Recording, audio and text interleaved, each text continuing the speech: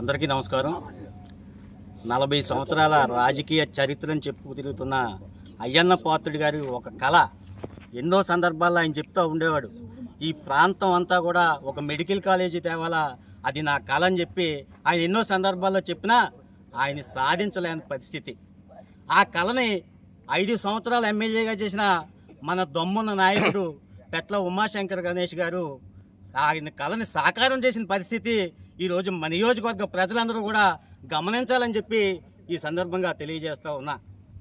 మొన్న చెప్తా ఉన్నాడు సెట్టిపాలెం సర్పంచ్ గారు, మొన్న ప్రెస్ మీట్లో 2-3 సార్లు చూసాం. ఈ కాలేజీకి పర్మిషన్ లేదంటున్నాడు. మాట్లాడితే ప్రతిసారి పర్మిషన్ లేదు అంటాడు. అసలు కాలేజీకి పర్మిషన్ ఏ విధంగా వస్తుందో నీకు తెలుసా అని చెప్పి మేము ప్రశ్నించదలుచుకున్నా. ఒక కాలేజీకి మెడికల్ కాలేజీకి పర్మిషన్ కావాలంటే ముందు భౌతిక వనరులు అన్నీ ఉండాలా, మెడికల్ కాలేజీ నిర్మాణం జరగాల, ఆ నిర్మాణంలో 300 నుంచి 450 బెడ్ల ఆసుపత్రి నిర్మాణం జరగాల.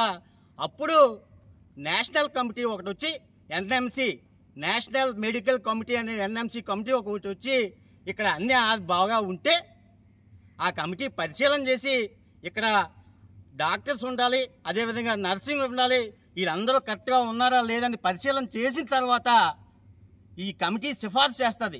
అప్పుడు ఎల్ఓపి అని చెప్పి పర్మిషన్, లెటర్ ఆఫ్ పర్మిషన్ అని చెప్పి ఒక పర్మిషన్ ఇస్తారు సెంట్రల్ గవర్నమెంట్. ఇవన్నీ కూడా కట్టిన తర్వాత మాత్రమే మెడికల్ కాలేజీకి పర్మిషన్ వస్తుందనే విషయాన్ని నువ్వు తెలుసుకొని మాట్లాడని చెప్పి ఈ సందర్భంగా చెప్పదలుచుకున్నా.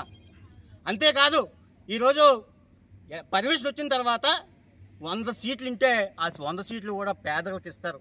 ఎందుకంటే ఇది ప్రభుత్వ కాలేజీ కాబట్టి. ఈ 100 సీట్లు ప్రతి సంవత్సరం కూడా ఈ కాలేజీ రెన్యువల్ అవుతూ ఉంటుంది. మళ్ళీ 2వ సంవత్సరం రెన్యువల్ చేస్తారు, 3వ సంవత్సరం చేస్తారు. అలాగే 5 సంవత్సరాల తర్వాత ఈ కాలేజీని రికగ్నిషన్ చేస్తారు. ఆ రికగ్నిషన్ చేసిన తర్వాత మాత్రమే ఈ కాలేజీకి పూర్తి అథారిటీ ఉంటుందని చెప్పి అది ముందుగా నువ్వు తెలుసుకొని మాట్లాడితే పర్మిషన్ లేదు నాకు చూపించండి అంటావు. ఏం చూపించాలి నీకు? ఇక్కడ మా ఎమ్మెల్యేగా చూపించవసరం లేదు నీకు. నువ్వు ఏదైనా చూడాలంటే మాకు ఇక్కడ జడ్పీటీసీ గారు, వాసు గారు, అదే అనేక మంది నాయకులు ఉన్నారు, వాళ్ళని చూడు, వాళ్ళని చూసి నేర్చుకో అని చెప్పి ఈ సందర్భంగా చెప్పదలుచుకున్నా. అదేవిధంగా పీపీపీ విధానం గురించి పదే మాట్లాడుతున్నావు. పీపీపీ విధానం అంటే నీకు తెలుసా అంటున్నావు. మరి నీకు తెలుసా? నీకు తెలిస్తే చెప్పు. పీపీపీ విధానం అంటే ఇటు ప్రభుత్వము అటు ప్రైవేట్ భాగస్వామ్యం కలిసి భాగస్వాములై ఈ ఆసుపత్రిని డెవలప్ చేసి ఒకసారి పీపీపీ విధానం ఇచ్చిన తర్వాత ఏం జరుగుతుందో మీ అందరికీ తెలుసు. అత్యధిక ముడుపులు తీసుకొని కేంద్ర స్థాయిలోనూ రాష్ట్ర స్థాయిలోనూ కూడా ముడుపులు తీసుకొని ప్రైవేట్ వ్యక్తులకు అప్పగించేస్తారు ఈ ఆసుపత్రిని. అప్పుడు జరిగే నష్టం ఏంటో తెలుసా? పీపీపీ విధానంలో ఒక ఆసుపత్రిలో ఒక మెడికల్ స్టూడెంట్ చదవాలంటే ఇంచుమించు మీ ఎంపీ ఉంది ఇక్కడ, మీ ఎంపీ గారికి విశాఖపట్నంలో మంచి కాలేజీ ఉంది, ఒకసారి మీరు కాలేజీ సీట్ ఎంత అని చెప్పి అడగండి. అడిగితే నాకు తెలిసి మీరు తెలుగుదేశం పార్టీ నాయకులు కాబట్టి ఇంచుమించుగా 2 నుంచి 3 కోట్లు ఆయన డిమాండ్ చేస్తాడు. అదే పబ్లిక్ బయట అయితే 4 కోట్లు దాటే.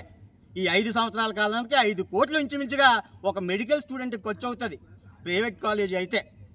అదే ఈరోజు గవర్నమెంట్ కాలేజ్ అయితే, ఈ గవర్నమెంట్ కాలేజ్ అయితే 3 నుంచి 4 లక్షల రూపాయలతో బ్రహ్మాండంగా మెడికల్ ఎంబీబీఎస్ సర్టిఫికేట్ పట్టుకుని బయటికి వెళ్తాడు డాక్టరు.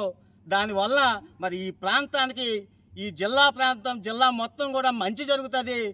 పేద విద్యార్థులు ఎవరైతే ఉన్నారో వాళ్ళందరూ డాక్టర్లుగా చూడాలని మా నాయకుడు వైఎస్ జగన్మోహన్ రెడ్డి కళ సాకారం అవ్వడానికే ఈరోజు రాష్ట్ర వ్యాప్తంగా కూడా 17 మెడికల్ కాలేజీలు ఇవ్వడం జరిగిందని చెప్పి నువ్వు గుర్తుపెట్టుకో.